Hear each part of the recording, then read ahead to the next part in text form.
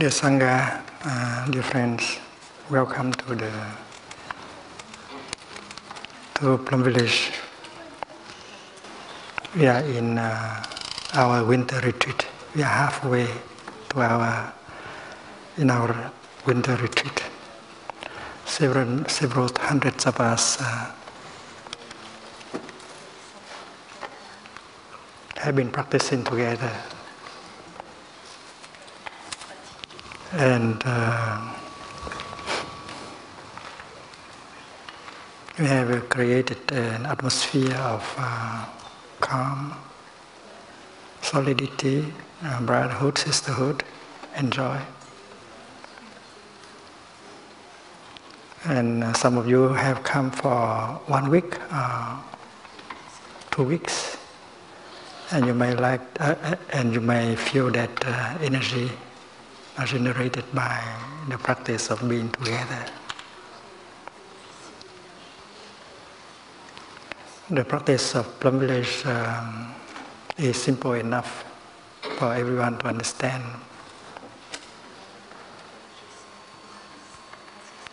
We learn how to handle the painful feeling, the painful emotions in us, and learn from our pain, our suffering. It's like learning how to make good use of the mud in order to grow lotus flowers. And we also learn how to generate the energy of joy and happiness for our nourishment and healing. It is possible for any one of us, every one of us to bring in a feeling of joy, a feeling of happiness whenever we want to.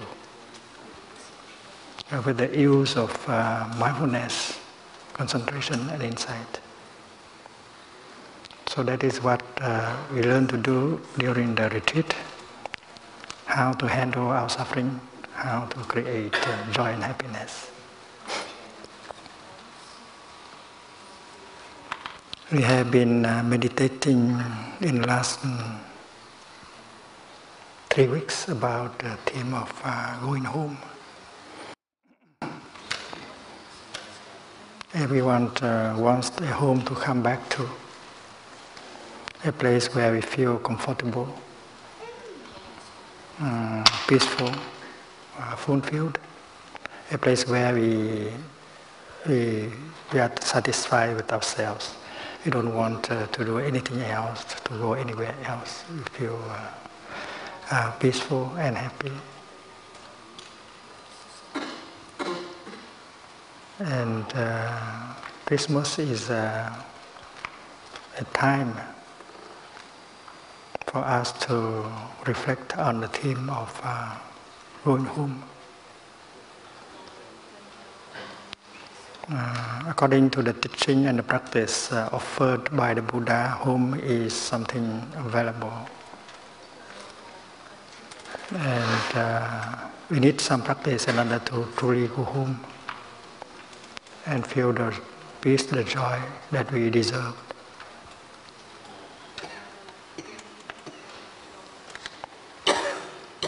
If we have a path, if we have a practice,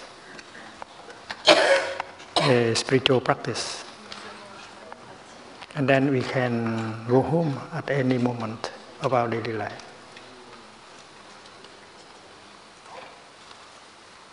We can go home and heal ourselves and take good care of ourselves, because many of us are going around unable to find our home.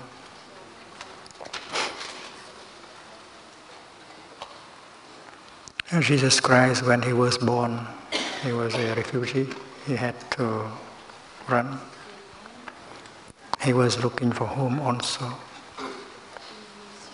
The Buddha, when he was young, he was Siddhartha. He didn't find it comfortable in the palace. He did not like it. He did not feel happy, peaceful, with all these luxurious conditions of a prince. So he also left the palace and looked for home. And he told us about how he went home.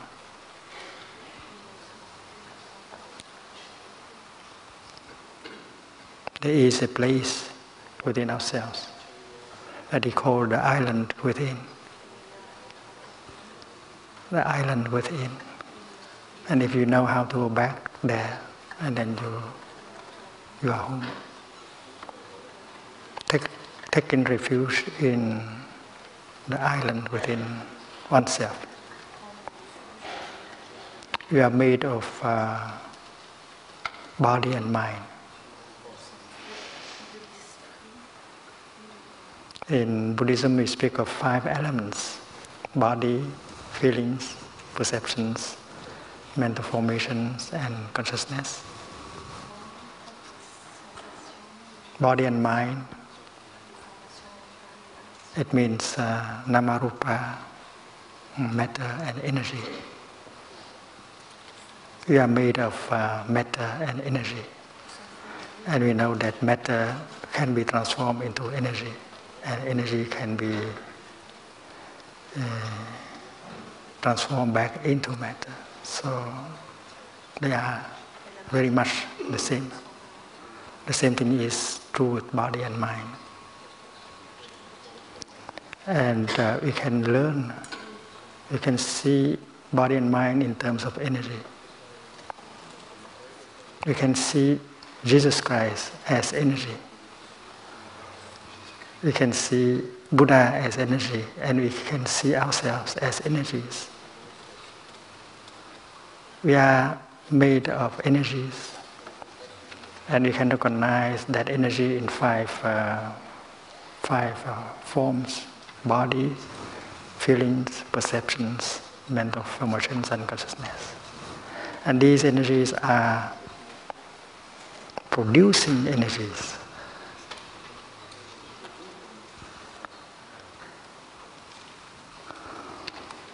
These energies are transferring themselves into other forms of energies. When we produce a thought, we produce energy. And what we produce in terms of thoughts are our continuation in future.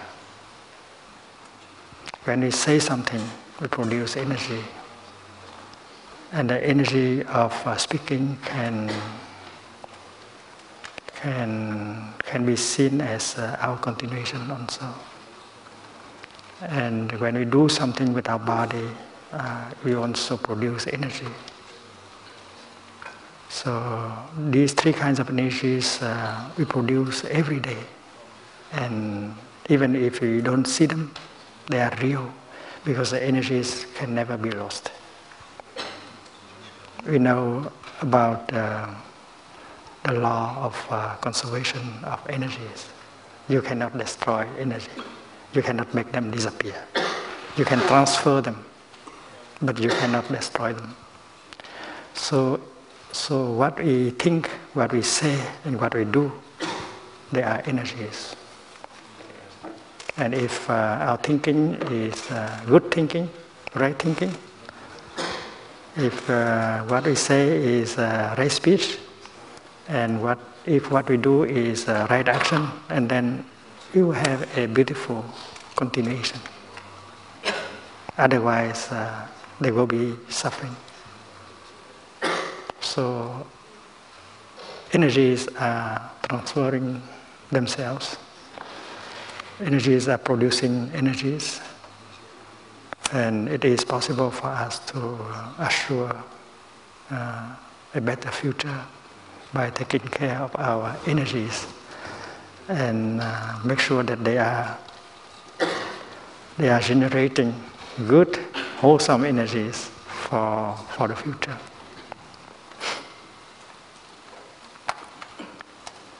We shall have the time to reflect more about the theme of going home today. But now we would like to speak about the practice of chanting and listening, so that we can together generate good energy that can nourish us and transform us. In the Buddhist tradition, chanting is not to pray, not exactly to pray for something we don't have. To pray, to chant means to produce energy. And we want to produce good energies, the energy of understanding and compassion and love. So when the monastics chant, they try their best to create that kind of energy of understanding and compassion. And when we listen, we can listen in such a way that can help generating also that energy of understanding and compassion that will be nourishing and healing, not only for us, but for the people around us also.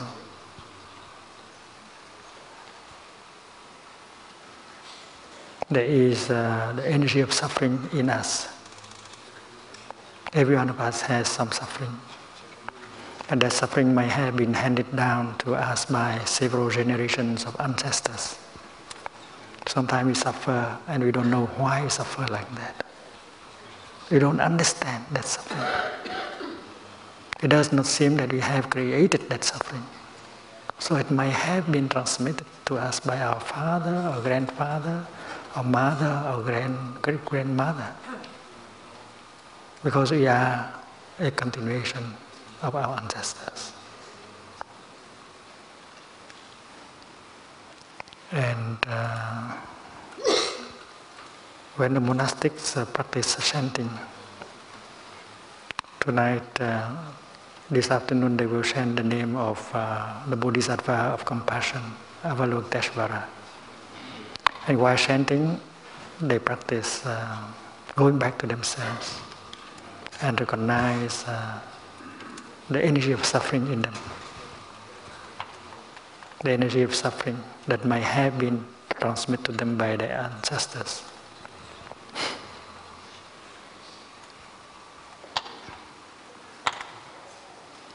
And with the energy of mindfulness of chanting, they recognize and embrace that suffering in them. We do not try to cover up, to suppress the suffering inside. Instead, we recognize it and embrace it tenderly, and that is the practice. And while we are holding our suffering with the energy of mindfulness, we suffer less. Because suffering is a kind of energy, and mindfulness is another kind of energy. And mindfulness here is mindfulness of suffering. I suffer, and I know that I suffer. I know that there is suffering in me, and that I am embracing my suffering tenderly. And mindfulness of suffering helps to bring relief and to bring also understanding. When we focus our attention, our concentration on our energy, we have a chance to understand the nature of that suffering.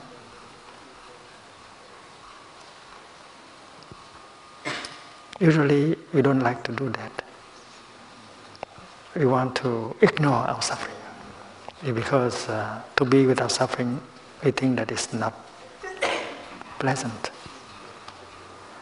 So we try to always run away from our suffering. And the way most people do it is to consume. We try to find something to eat, to drink, not because we are hungry or thirsty, but because we don't want to think about our suffering. There is a suffering, there is loneliness, there is an emptiness in us, and don't want to confront that. That is why eating and drinking is to try to forget the suffering inside. Or you might to turn on television with the same purpose, or pick up a book to read, same purpose, or make a telephone call, the same purpose, running away from our own suffering.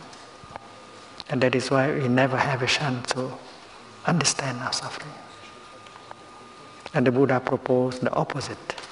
Go home, recognize the suffering inside, and embrace it tenderly. You will suffer less, and you begin to understand your own suffering. And understanding suffering make you suffer much less right away. So the chanting is that when they chant the name of the Bodhisattva of compassion, they go home to themselves and they recognize the suffering inside. They allow the suffering to be, and they just recognize and embrace it.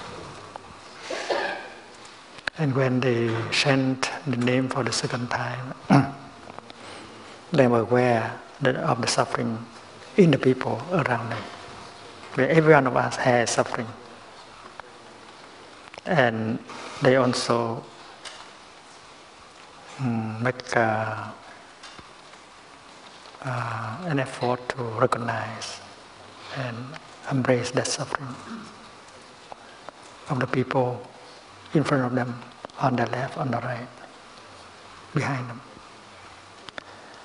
And when you embrace suffering, you recognize suffering, the energy of compassion naturally arises. And this is the wonder of the practice. When you embrace suffering and begin to understand suffering, the energy of compassion arises. Always. If you see the suffering and understand the suffering of the other person, you are not angry at him or her anymore. This is sure. You are angry at him. You want to punish him because you have not seen the suffering inside of him, because you have not understood the suffering in him.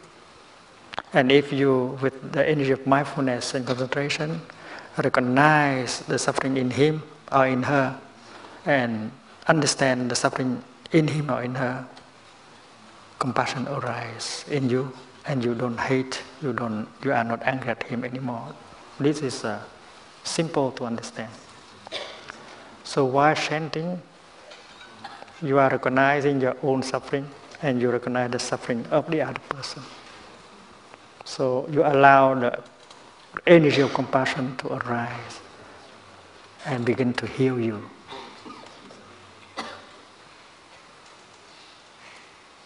And the fact is that when you have understood your own suffering, it's much easier to recognize the suffering in the other person. And recognize the suffering in her, in him,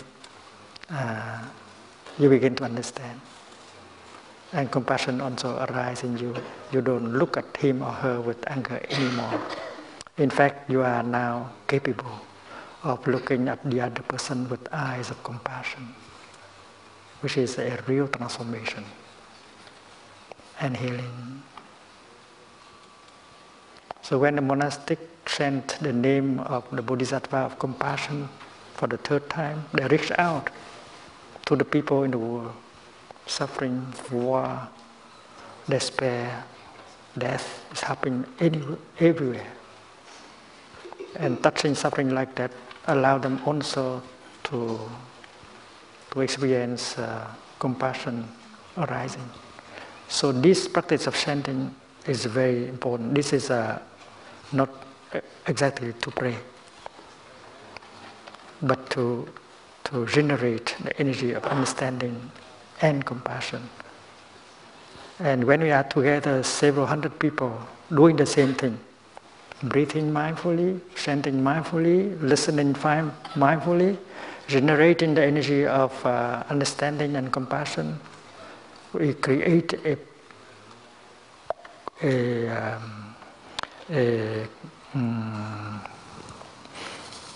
energy, collective energy of mindfulness, of compassion that is powerful, that can help heal everyone who are present. So when we sit and listen, we should be able to allow ourselves to be fully present in the here and the now. We behave like a drop of water in the river. We allow ourselves to be transported by the whole river. We don't resist. We become one with the river. And we sit there, allow our body to relax, to be in the here and the now. We just follow our in-breath and out-breath and pay attention to the chanting, the energy generated by the Sangha.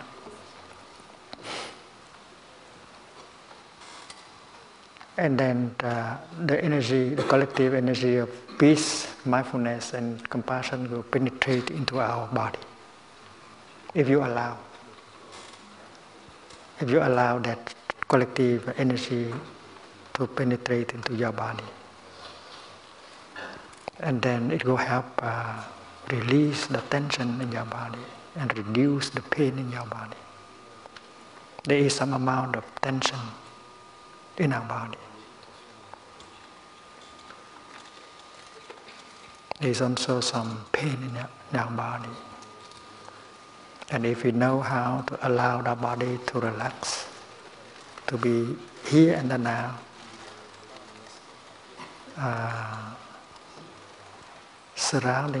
surrender our body to the Sangha, and then the energy generated by the Sangha will be able to penetrate. And we can very easily release the tension in our body. And we feel better after a few minutes. You don't have to do much, just allow yourself to be relaxed and to be in the here and the now. And if we have some pain and sorrow or despair in your heart, we can open our heart to allow the collective energy of the Sangha to penetrate. Dear Sangha, dear brothers and sisters in the practice, here is my pain, here is my sorrow, here is my despair. Please help embrace it for me. And if we behave like that, the energy of the Sangha will be able to penetrate into your heart and help embrace your pain, your sorrow, your despair. And you will feel better, much better, after a few minutes of chanting and listening. So transformation and healing can happen during the time of chanting and listening. And if we have a member of the family who is sick in the hospital at home, we can very well channel this energy to him or to her. In this very moment, just think of him or her, or call his name, her name silently, and then this energy will be transferred to that person right away.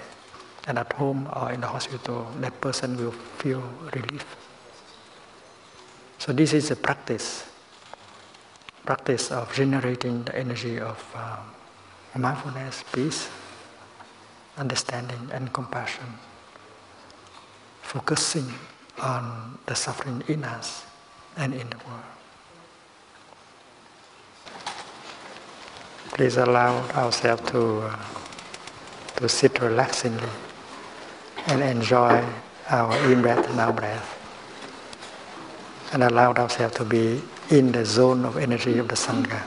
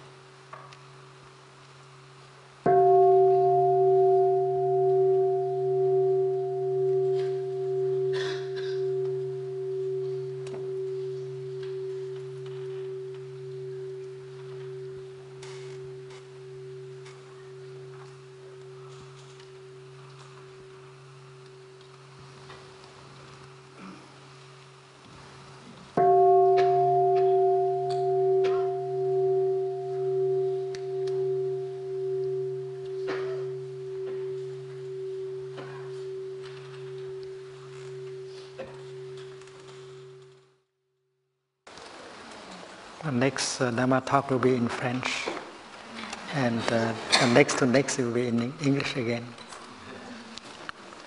Dear Sangha, the practice of going home in the Buddhist tradition is simple enough for people to understand.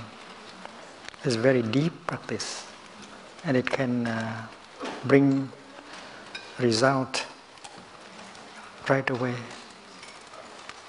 We need the energy of mindfulness and concentration in order to go home. We don't need to buy an air ticket, a train ticket to go home.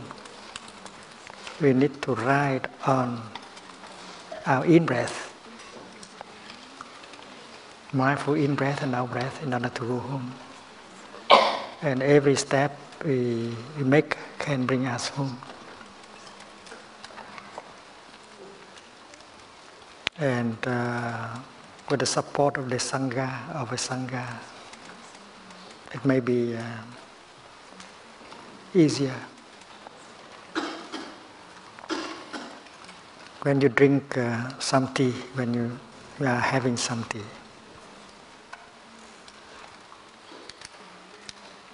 and if you are truly there in the here and the now, and if your mind and your body are together, and if you can be concentrated on your tea and stop all your thinking and really focus your attention on the tea, and you enjoy your tea, you are comfortable in the here and the now, you are home.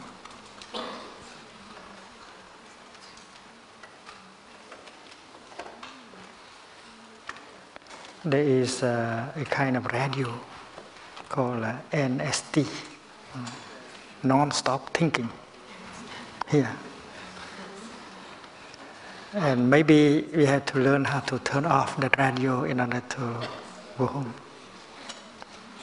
Because that thinking is bringing us away from home. Of course, there is right thinking. It can bring us home. But most of our thinking are not right thinking. The more we think, the more confused we get. And that kind of thinking can bring about worries and fear, anxiety, anger. So that is not right thinking. And radio NST, broadcast mostly this kind of thinking. So when we walk from our dorm to the dining hall, to the meditation hall, we turn off that radio.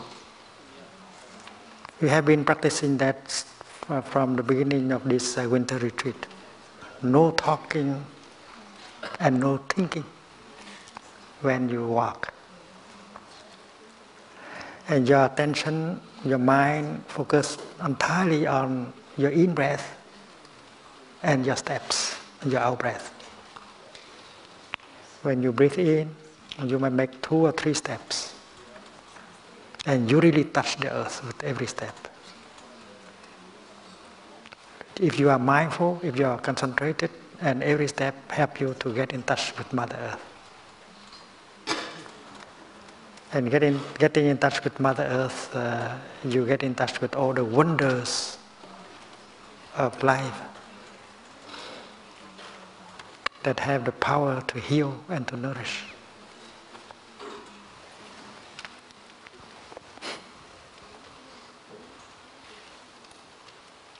So walking like that is also a form of touching the earth. We touch the earth with our feet. And every step we make like that help us to arrive in the here and the now and get in touch with life and the wonders of life.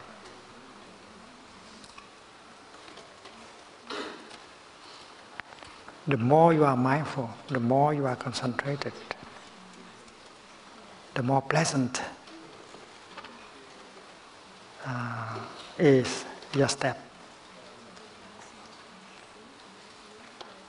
And every step like that can be nourishing and healing. And when you live with a community of a few hundred people, and all of them are walking like that, so it's very easy to practice. You do like them. You allow yourself to be in touch with the here and the now. And every step can help you stop the thinking, the worrying, and get in touch with life and all the wonders of life. Every step can be healing. Just walk and heal.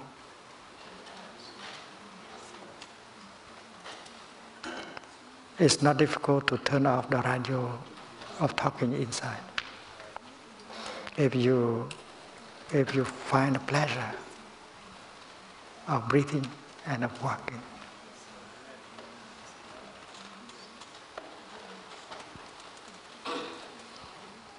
I myself feel a great deal of pleasure in breathing and walking. You don't have to force yourself to breathe or to walk. Why do we have to force ourselves to breathe? Because we breathe all day long. We don't need to force us to breathe. Just pay attention to your in-breath and out-breath. Don't interfere. Just become aware of your in-breath, out-breath. You know that you are breathing in and you are breathing out. Don't make any effort to intervene and to force you to breathe in such or such a way.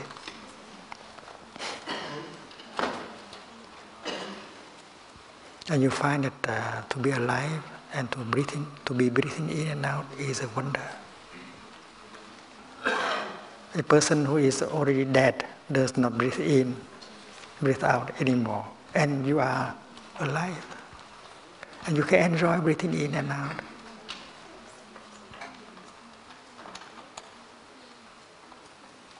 And a person who is already dead, they cannot make a step anymore. But you are alive. You can make one step and two steps, and you touch the earth.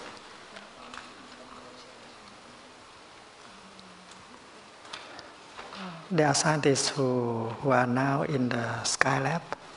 They stay several months up there, and they cannot do walking meditation. They are floating up there. And every time they are allowed to go back to the earth, they are so happy to be back to the earth and walking like us. That's a great pleasure. I think we have to ask some of them to write a report on the happiness, on the pleasure when they come back to earth and walk.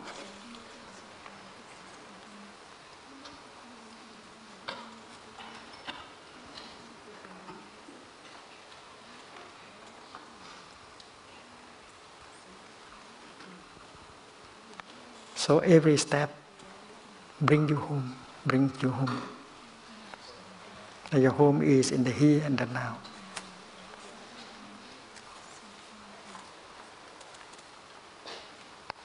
What you have been looking for is available in the here and the now. And in the here and the now, you recognize many of the conditions of happiness that are available. So when you truly arrive in the here and the now, you feel at home. Home is available for a practitioner.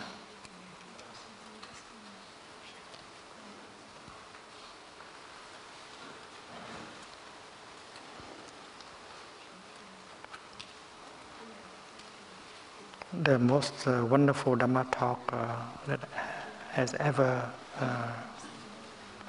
offered in Plum Village is I have arrived, I am home.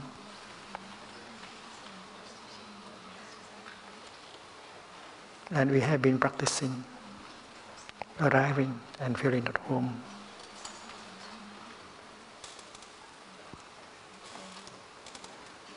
And as we practice, we go deeper into the experience of living in the here and the now.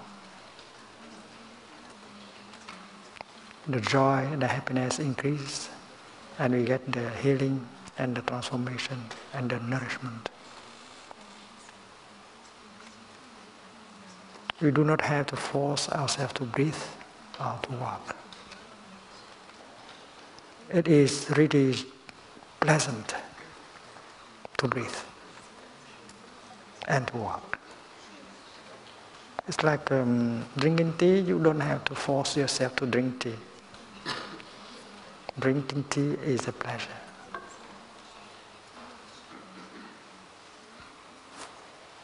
And in Plum Village, we find pleasure in doing other things like brushing our teeth, washing our clothes, mopping the floor.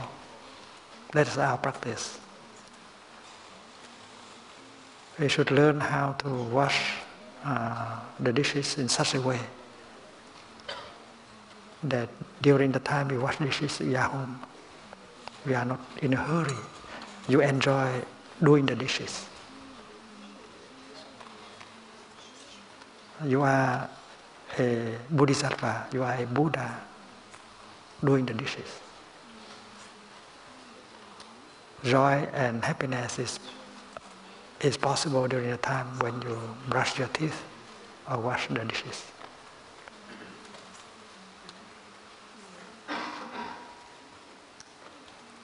So after having parked your car in the parking lot, you walk to your office or you walk home.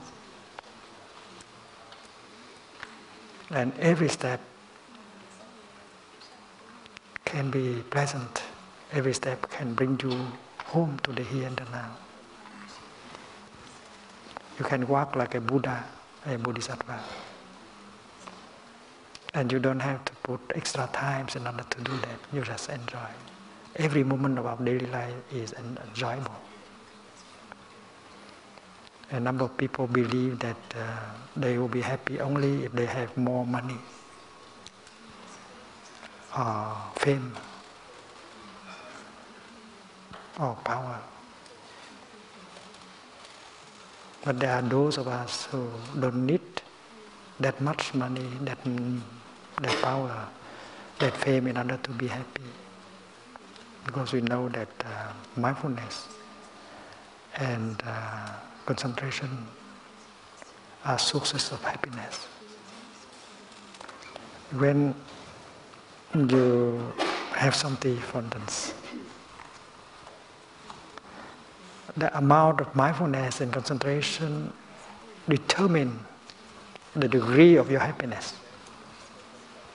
If you are mindful, if you are concentrated, and you get more pleasure, more happiness while drinking tea.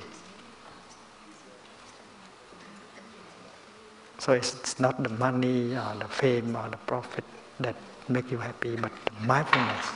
Mindfulness is a source of happiness. And that energy we can generate with the practice. When you breathe mindfully, that is the practice of mindful breathing. When you walk mindfully, that is the practice of mindful walking. When you brush your teeth mindfully, and that is mindfulness of brushing. So mindfulness helps you to be anchored in the here and the now and live deeply every moment of your daily life. And if you happen to live with a Sangha practitioners who do the same, you are encouraged, you are supported by the collective energy to live like that. Happiness is possible.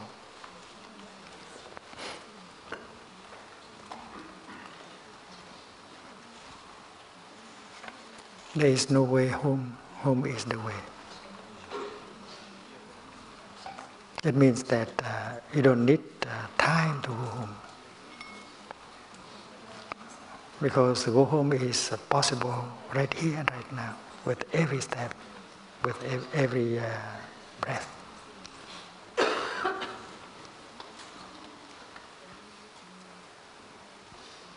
And that is what the Buddha recommended. There is an island within oneself. And when you go back to that island by the way of mindful breathing, you feel comfortable. The energy of mindfulness and concentration help you to get in touch with yourself.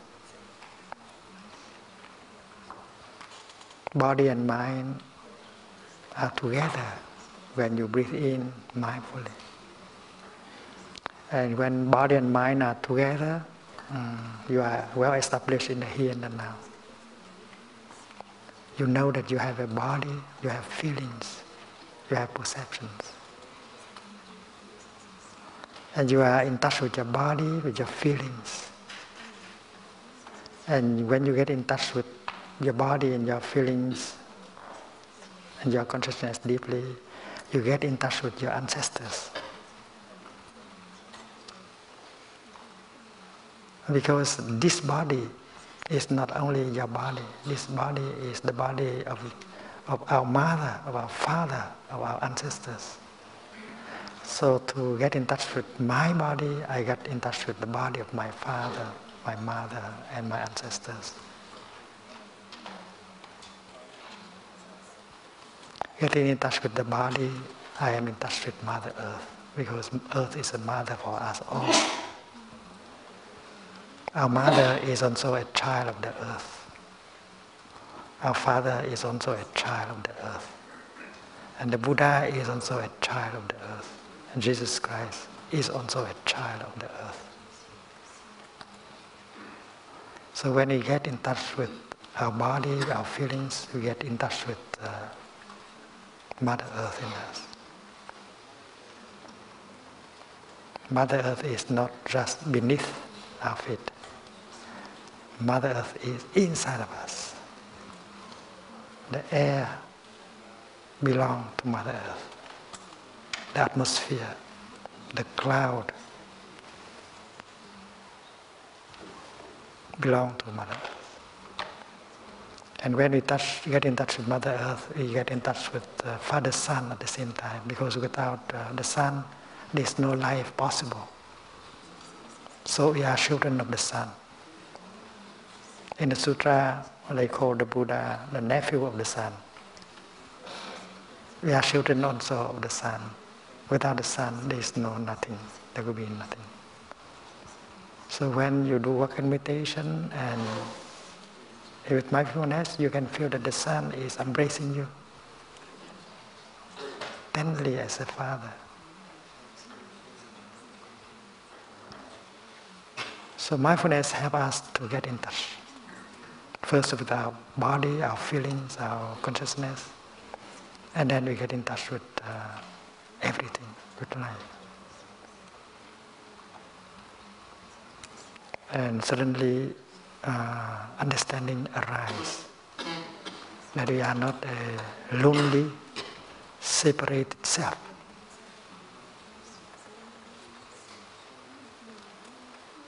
We are a river, we are a continuation. All our ancestors are alive in us. They have never died. And if we have moments of peace and happiness and joy, they have moments of happiness and peace and joy at the same time. And when we breathe in mindfully, and if we enjoy breathing in, we might like to invite all our ancestors to breathe in at the same time with us. And this is not some imagination. When you breathe in, all your ancestors are breathing in with you. This is a fact. If you are a filmmaker, you might create an image that all generations are breathing in at the same time. And the quality of your breathing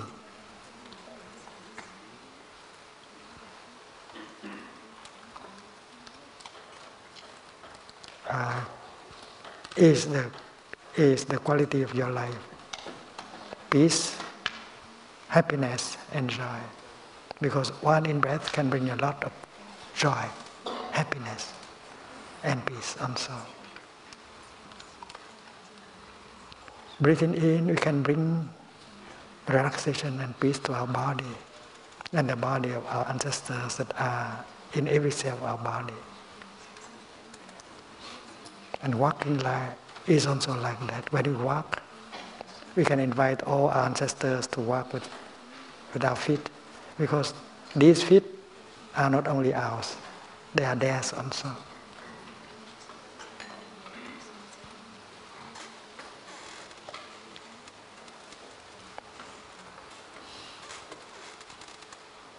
And that kind of insight has the power to liberate us from many afflictions like anger,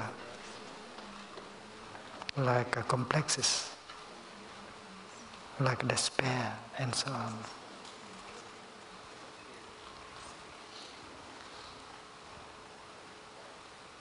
Suppose the father breathes in and become aware of his body.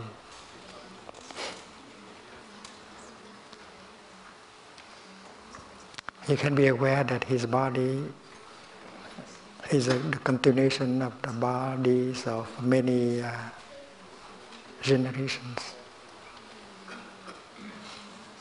And when he look at his son or his daughter, he can see that the body of all his ancestors have been transmitted to that young man or that young woman.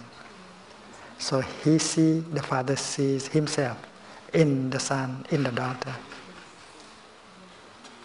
And he sees that he has transmitted the whole lineage of ancestors to that son, to that daughter of his. He is in his son and he is in his daughter. And they will bring all the ancestors to the future. And that is that insight that can be obtained just by one in-breath and not so difficult.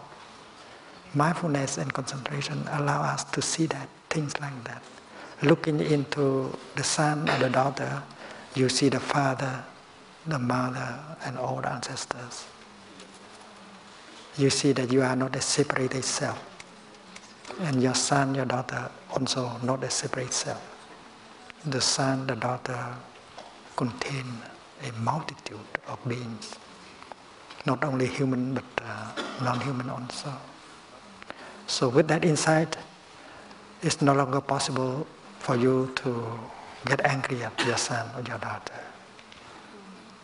If you get angry at your son, your daughter, you get angry at all your ancestors in him.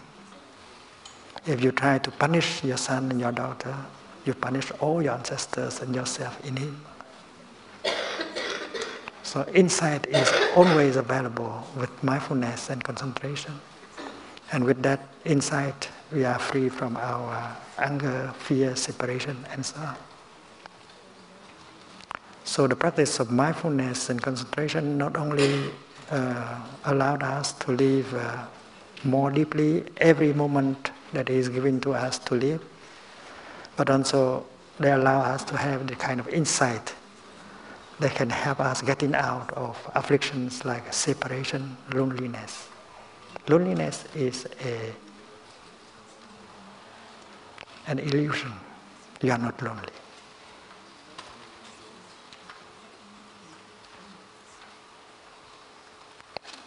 You have all your ancestors with you. You have all the wonders of life in you.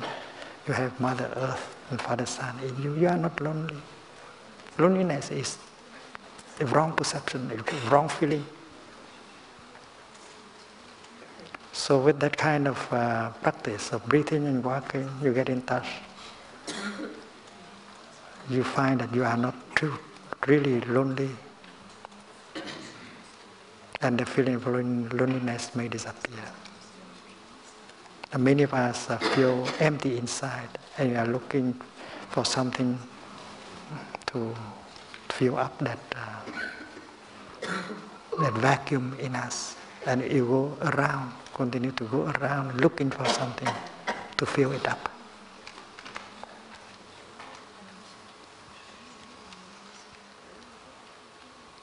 But with that kind of insight, there is no more loneliness. You don't feel the need of going around and find something.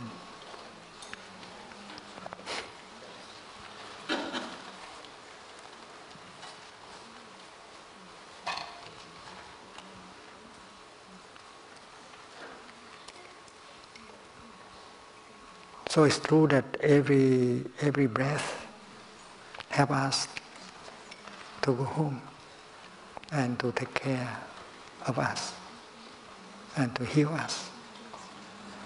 Every step can help us going home right away, and we have the chance to see that we are not lonely, that there are so many wonders of life that are available, that it is possible to live each moment of our life deeply and with fulfillment.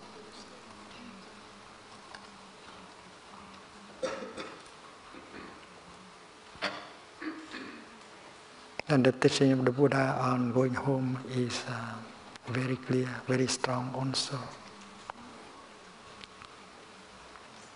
In the last weeks of his life, the Buddha spent time going around the city of Vaishali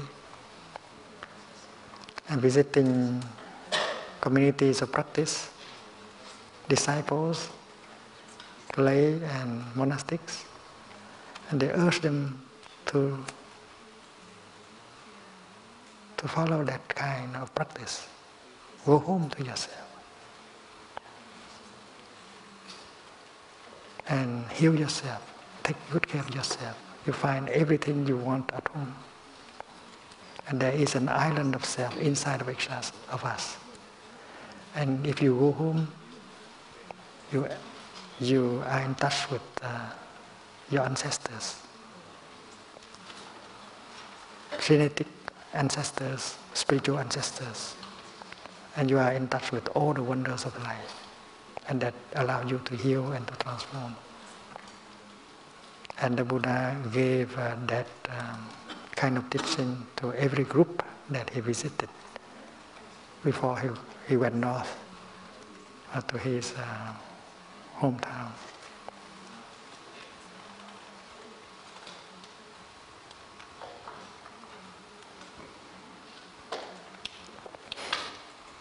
Years ago, I have written a book with the title Living Buddha, Living Christ. Sometimes we want to talk to the Buddha. And in the book, Christian tradition,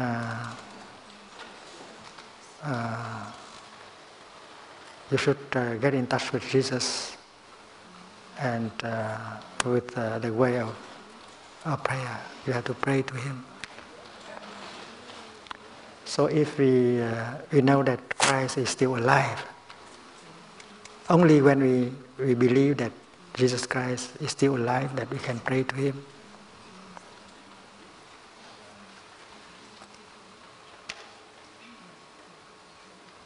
And if you want to talk, to have a conversation with the Buddha, you should believe that Buddha is still alive for you to talk to Him. I have written a book called Intimate Conversation with the Buddha. So I must believe in the Buddha as being still alive in order to converse with Him. But in many sutras, the question is often asked whether a Buddha continue to exist after he is passing away. He is entering into Nirvana. After passing away, will the Buddha continue to exist, or stop to exist, or both continue or stop, or neither continue non-stop. And the Buddha did not spend much time to answer this question. In fact, he did not like to answer these questions. Not because he does not know, but it takes a lot of time to discuss about these things.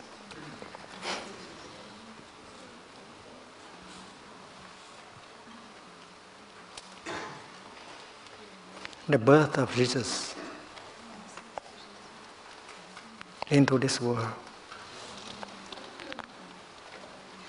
as the Son of Man.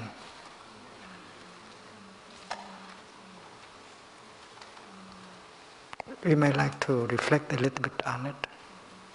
Did he exist before he was born?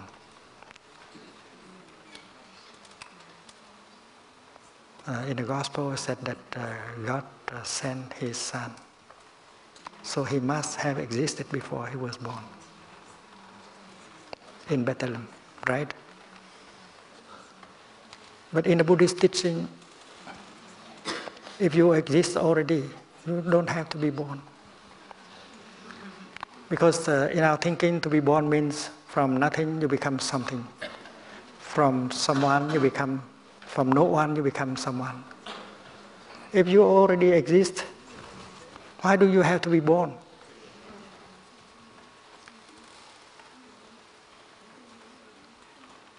Because according to our thinking, to be born means from the realm of non-being, you pass into the realm of being, right? From no one you suddenly become someone. That is not the case of Jesus. He was already someone before he was born. So that is not really birth. That may be manifestation or something.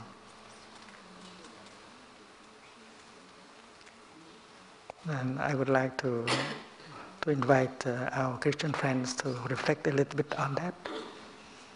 What do you mean by birth? Do you mean from nothing to something, from no one to someone?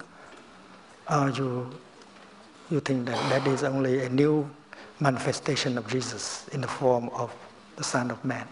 And if you think so, you are very close to the Buddhist. Because in the Buddhist thinking, there is no birth.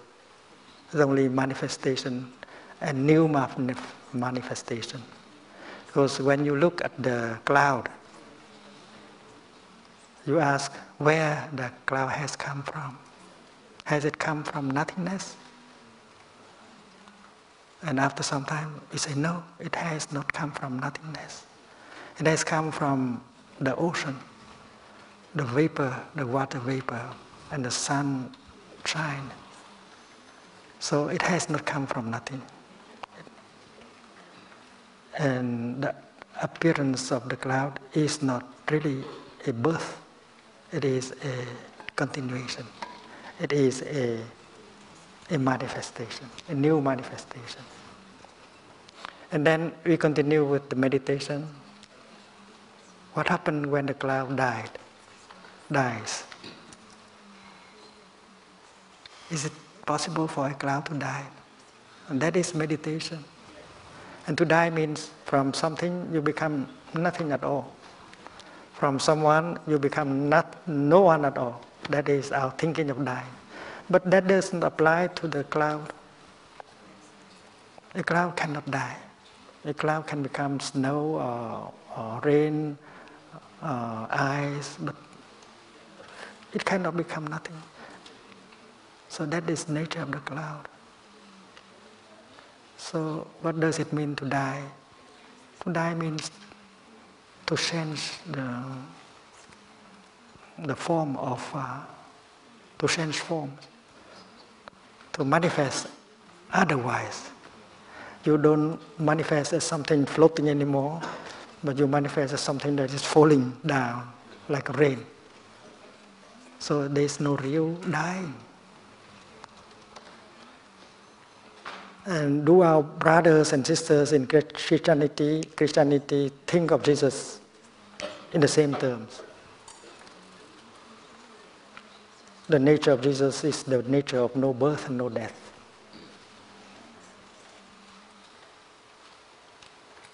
So that can change completely the way we practice.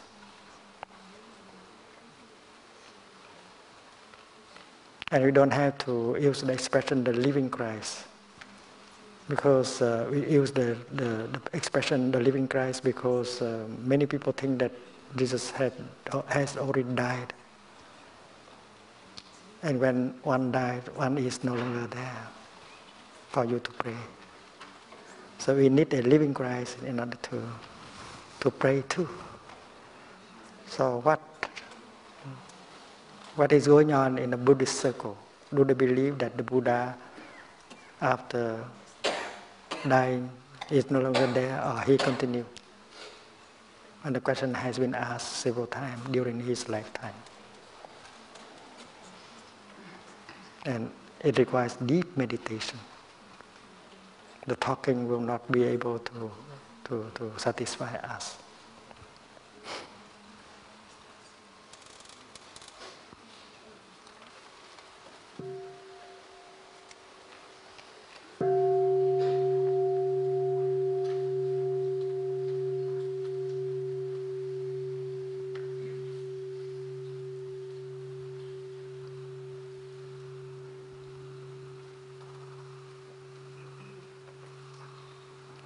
This year we celebrate the 30th anniversary of Plum Village.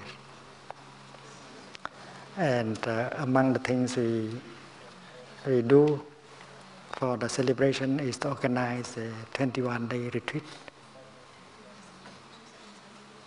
with the theme of Buddhism and science.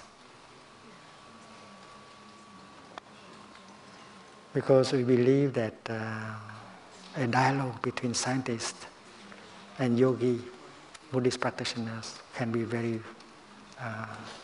productive. These questions can be discussed, can be looked into together by both scientists and yogis.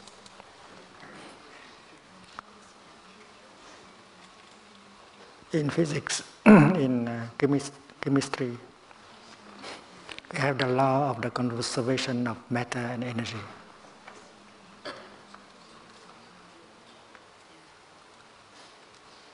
You cannot create new matter. You cannot destroy matter. You cannot create new energy. You cannot destroy energy. You can only transfer matter into matter, matter into energy, energy into energy, energy back into matter. And Lavoisier, that French scientist, said it very clearly: nothing is born. There's no birth. Nothing dies. Rien ne se crée, rien ne se perd.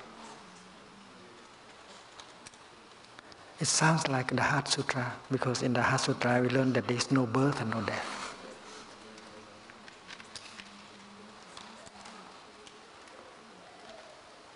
And in fact, when we observe things, like when we observe a cloud, we really see that the nature of the cloud is no birth and no death.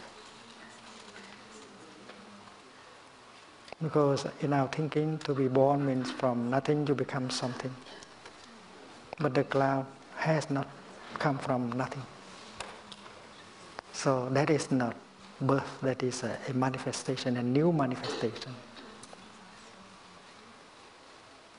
And when the cloud died, it does not really die. It is no longer in the sky, but it is still there in the new form, like the rain or the river or the fog or the ice cream. So the cloud is matter and energy, and we are made of matter and energies. Body, feelings, perceptions, mental formation, and consciousness, they are matter and energies. Jesus is made of energies, and Buddha also is made of energies. And energies engender energy, and there will be a continuation. So Jesus cannot die, Buddha cannot die, you cannot die, I cannot die. It is impossible to die because our true nature is just the nature of no birth and no death. And that is the kind of truth that is called in Buddhism the ultimate truth. In the ultimate dimension, we see there's no birth and no death. And we see that the notion of being and non-being are just notions. Because when you have removed the notion of birth and death, you remove at the same time the notion of being and non-being. Because to be born means from non-being you pass into being. And to die means from the realm of being you pass into the realm of being. But if you remove the notion of birth and death, you remove at the same time the notion of being and non-being. And that is very clear in the Buddhist teaching. The Buddha said to Kaccayana that right view is a kind of vision that transcends the notion of being and non-being. That is why to be or not to be, that is not the question.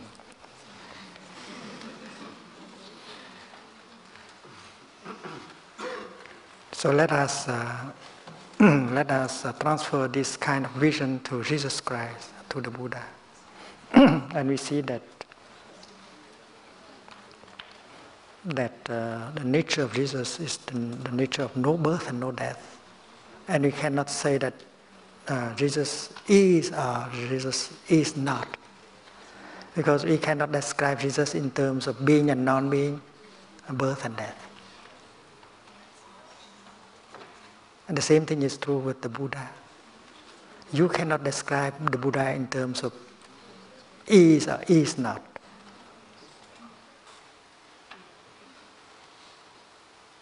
Alive, birth and death. Because just look at the cloud. Already looking at the cloud, you can touch the nature of no birth and no death of the cloud. And a cloud cannot be described in terms of being and non-being.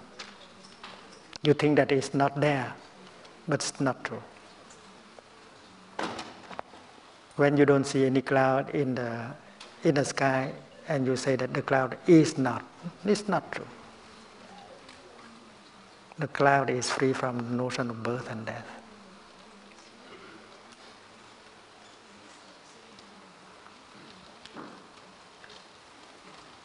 And if a cloud is like that, and then Jesus is like that, Buddha is like that, and each of us is also like that. Our nature is nature of no birth and no death. And people cannot use mental categories like being or non-being in order to describe us. You cannot grasp. The sutra, Anuruddha Sutta, is very famous. One day the monk Anuruddha went for the arm round, and a few other monks from other traditions stopped him and asked him about the Buddha. What happened when the Buddha died? He continued to be, he stopped to be, or he both continue and stop, or he neither continue or stop. You have to answer that question of mine. And Anuruddha said, no, my teacher has never spoken of him or of anything in these four categories. I cannot coach one with the four. So the group of monks from other traditions said, well, this monk is not intelligent enough. He's just a beginner. So we have to look for another monk to ask. And then Anuruddha came home to the Buddha and told the story. And asked the Buddha, is there any better answer? Because I risk my teacher to meet them again, and they will ask the question again. And this is the conversation between teacher and student. The Buddha said, Anuruddha, do you think that this body is the Tathagata? Form is the Tathagata? No, teacher, you are not just this body. These feelings are the Tathagata? No. These perceptions, the mental formation, this consciousness is the Tathagata? I said no. And then can you find the Tathagata out of this body, out of these feelings, out of these perceptions and so on? No. And where do you find Tathagata?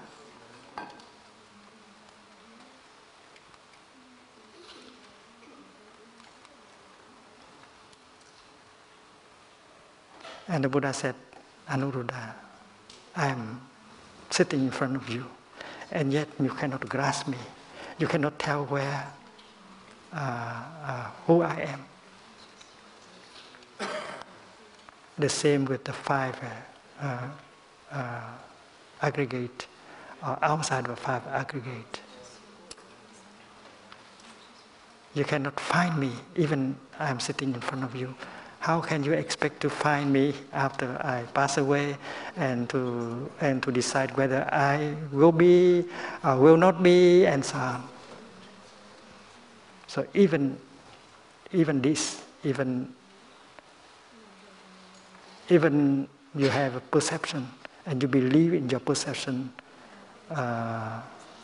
in terms of mental categories, you have not been able to get the truth.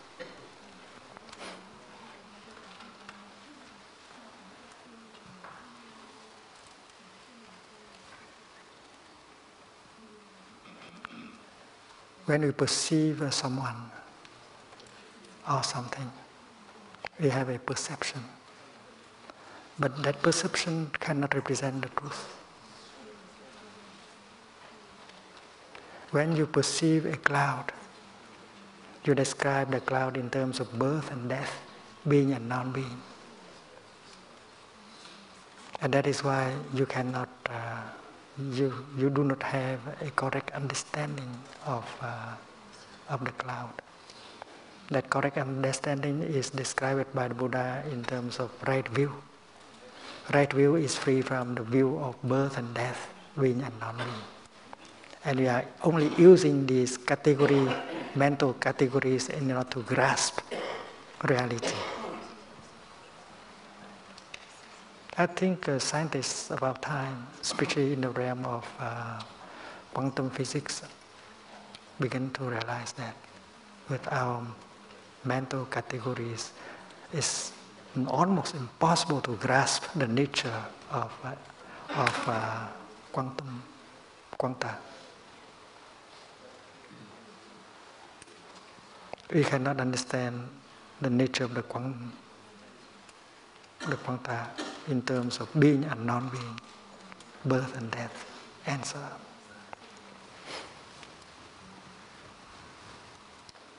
Suppose we look at the iceberg in the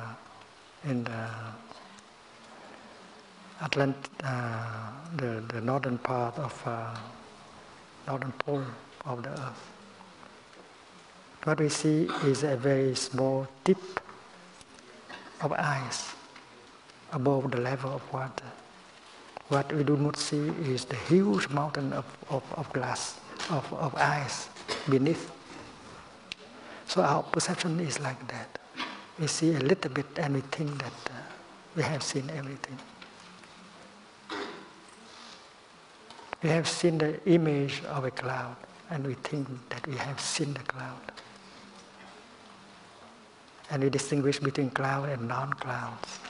And we think of the cloud in terms of birth and death, being and non-being. But if we follow the cloud, we see that the cloud is free from birth and death. It frees from that kind of form, because the cloud can be in other forms, like a fog, like ice, like snow, like rain, like a river, like an ocean. We have not seen much of the cloud. So usually we think that after Jesus is crucified, he continued very much in his old form that manifested in Jerusalem. We want to grasp the person of Jesus like that. And we think we can talk to him, we can pray to him in that form.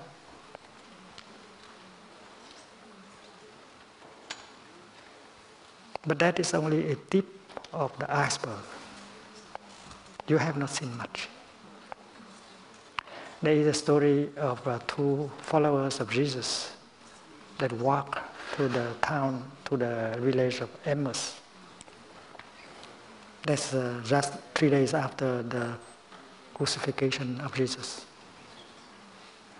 They walk to the village of Emmaus. And because they have not learned walking meditation, that is why they talk during walking.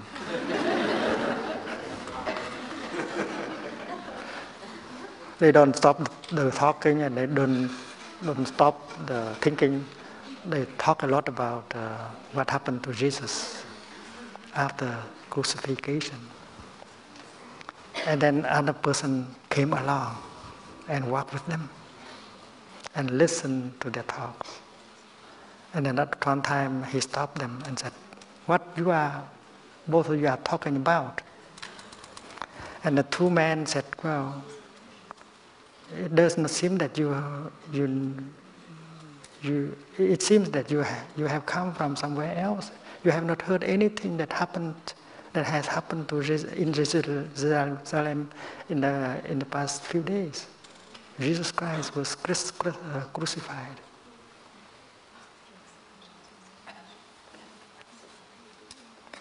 And then they walk some more, and when it is a little bit too dark to continue, so they stop in an inn to spend the night. And during the time they had dinner, they supper. The man broke the bread and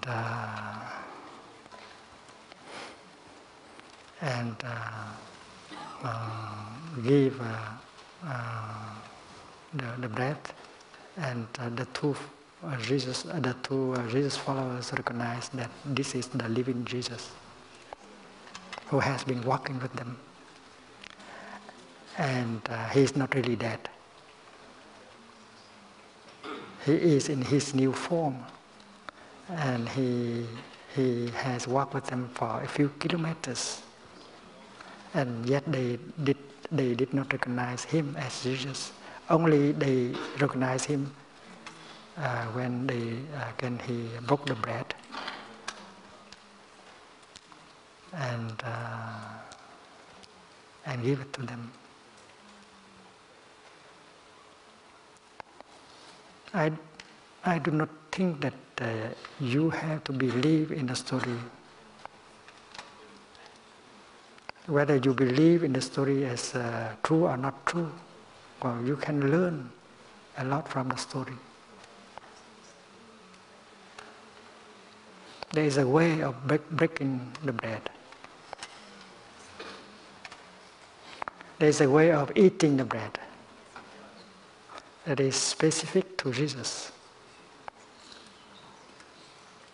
If another person take the bread, break the bread and eat the bread, it would not look like the way Jesus does. It's like when you sit down like this, and you invite the Buddha to breathe with your lungs and your back. Dear Buddha, I'm a little bit lazy today for sitting meditation. Please use my back and use my lungs to practice sitting and breathing for me. And every time you invite the Buddha like that, he accepts right away, and he sits upright and he breathes. And when the Buddha breathes, well, the quality of his breathing and sitting is very good. And you can recognize it. Only a Buddha can sit like that and can breathe like that. And you don't recognize the Buddha with his 5 skandhas, 5 skandhas, 5 elements. You recognize the Buddha in the way he sits, he walks, he eats his bread.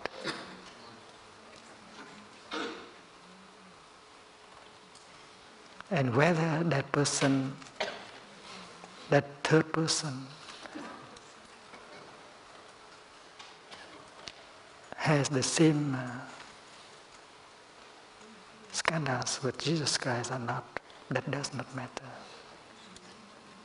His way of walking, his way of sitting, his way of breaking the bread, eating the bread, means that Jesus is still alive.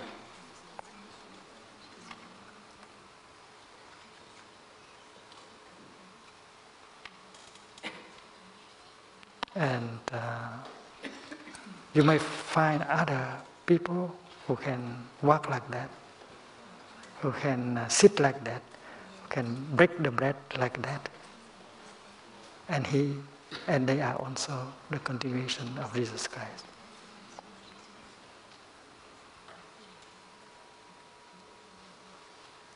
And the living Jesus can be seen in the here and the now.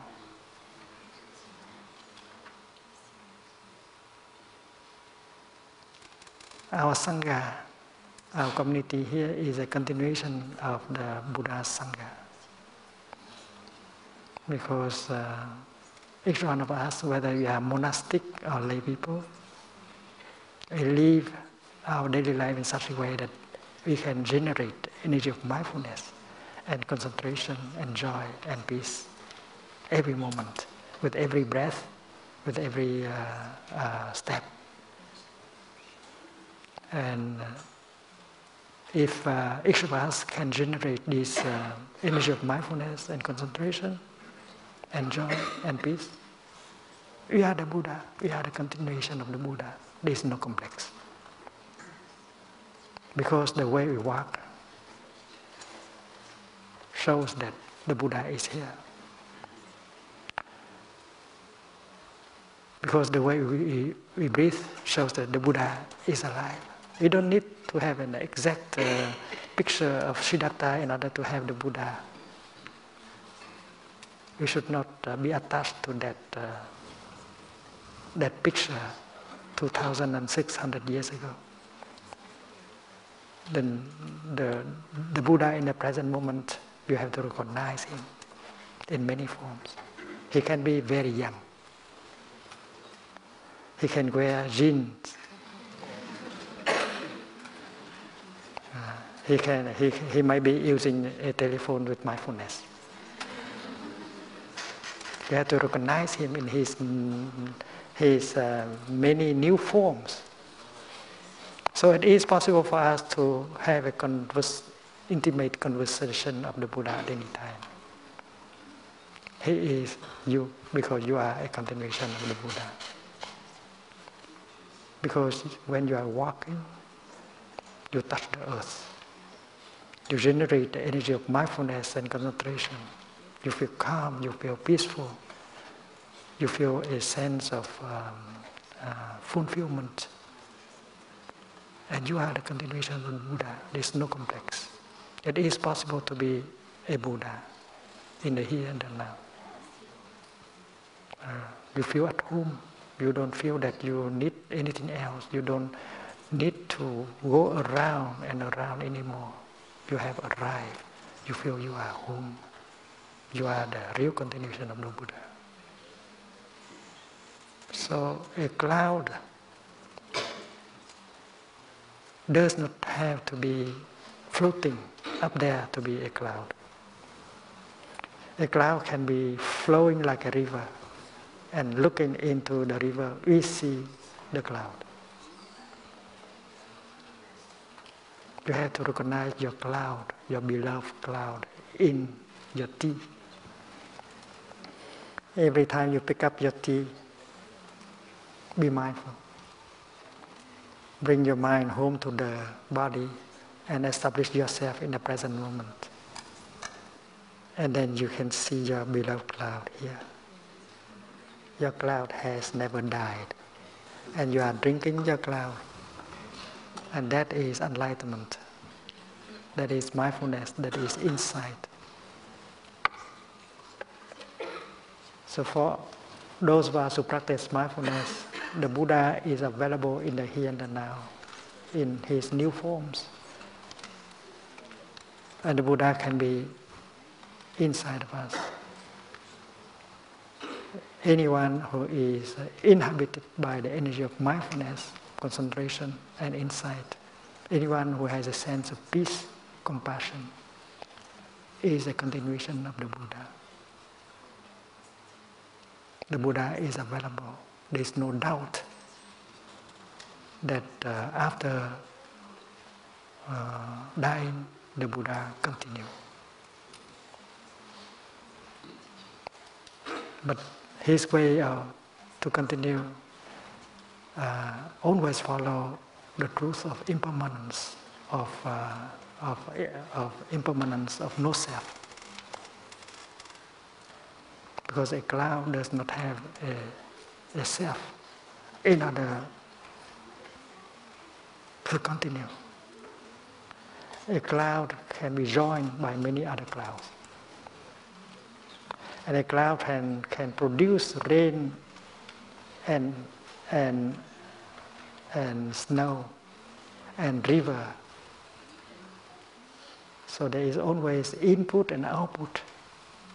So the cloud follow the natural law of impermanence and non-self. So Jesus and Buddha also like that. They continue always because their nature is the nature of no birth and no death. So if we have that insight, we will not be attached to a particular form of Jesus, a particular form of Buddha. And the Buddha can be a river. The Buddha can house many living creatures. Learn to look at Lagaron as a bodhisattva. Why not? That river is a source of life. So for so many, it can protect so many living beings. It continues to make life possible. So Lagaron, La Seine, La Marne are great bodhisattvas. And in the Buddhist tradition, we consider Mother Earth as a great bodhisattva. Refreshing bodhisattva, Bồ-Tát Thanh Lương Địa. And it is possible to see a star, to look at a star, and conceive the star as a Buddha. Look at our star, the sun. That is a real bodhisattva, that is a real Buddha. A source of infinite light, a source of infinite lives. Because without the sun, there is no life on earth.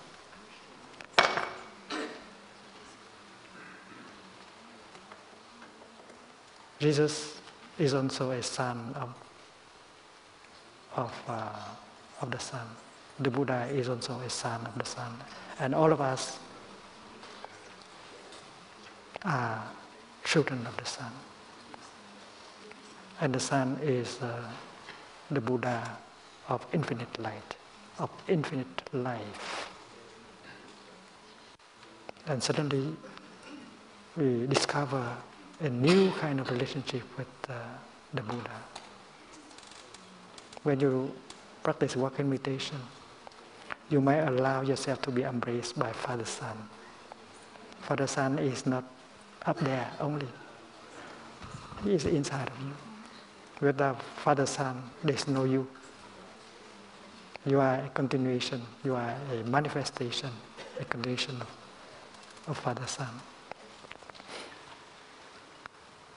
The Sangha can be a Buddha. The Buddha does not need to be a person. In Christian theology, much time has been spent in order to discuss whether God is a person or not a person. Also come from the sun. Without the sunshine, nothing can grow, and we have nothing to eat. So Father Sun has been feeding us many generations. So we do not have any complex. We are like the Buddha. We are a nephew, a niece of the sun. We are children of the sun and of Mother Earth. And we take refuge in them. We are immortal. We are free from birth and death.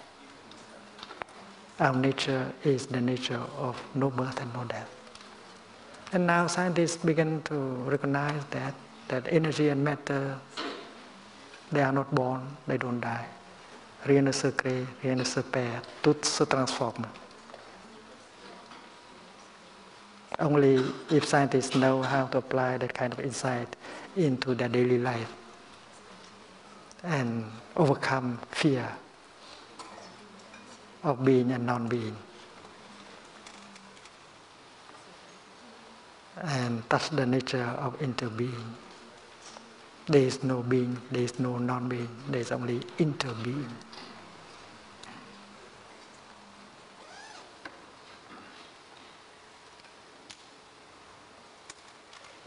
So within the Buddhist tradition, it's clear enough that the Buddha continues always, and we ourselves continue always. This body is can disintegrate, but that does not mean that we stop. We continue always, because energy continues in other forms. And what is essential is the way we live our life.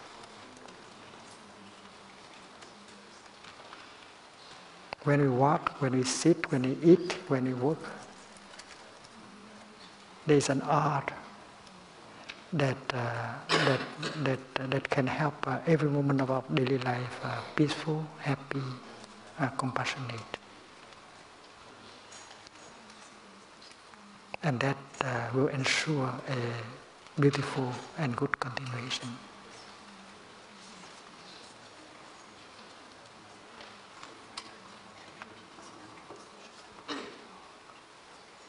So tonight, when we celebrate the birth of Jesus, we can allow ourselves into that mood of meditation, touching Jesus as a wonder free from birth and death, being and non-being.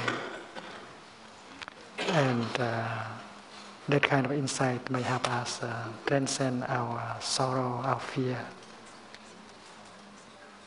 and help us to enjoy more the present moment when life is available.